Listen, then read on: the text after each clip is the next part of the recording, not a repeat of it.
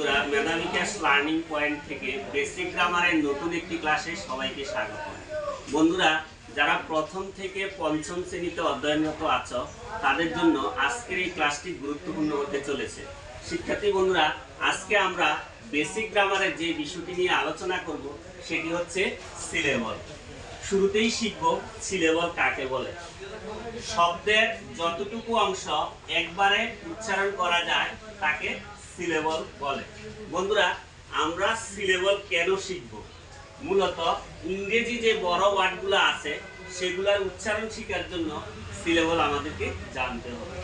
এখন শিখব বন্ধুরা সিলেবল কত প্রকার। সিলেবল হচ্ছে 4 প্রকার, যেমন মনোসিলেবল, ডাইসিলেবল, ট্রাইসিলেবল, পলিসিলেবল। এখন শিখব মনোসিলেবল কাকে বলে।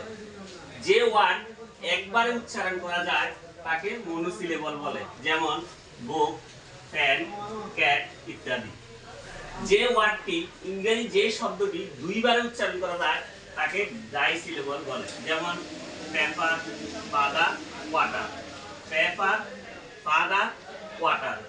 শিক্ষার্থী বন্ধুরা, আশা করি বুঝতে পেরেছ। ট্রাইসিলেবল, ইংরেজি যে ওয়ার্ডটি 3 বারে উচ্চারণ করা যায় তাকে ট্রাইসিলেবল বলে, যেমন উদাহরণ দিতে পারি আমরা কম্পিউটার, টেলিফোন।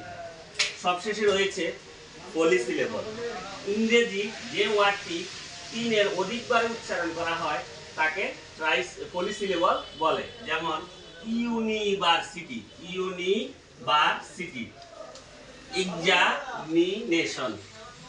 শিক্ষার্থী বন্ধুরা, আশা করি আজকের এই ক্লাসটি বুঝতে পেরেছ। যারা আজকে আমাদের এই ক্লাসের সাথে ছিলে সবাইকে ধন্যবাদ জানিয়ে আজকের মতো আল্লাহ হাফেজ।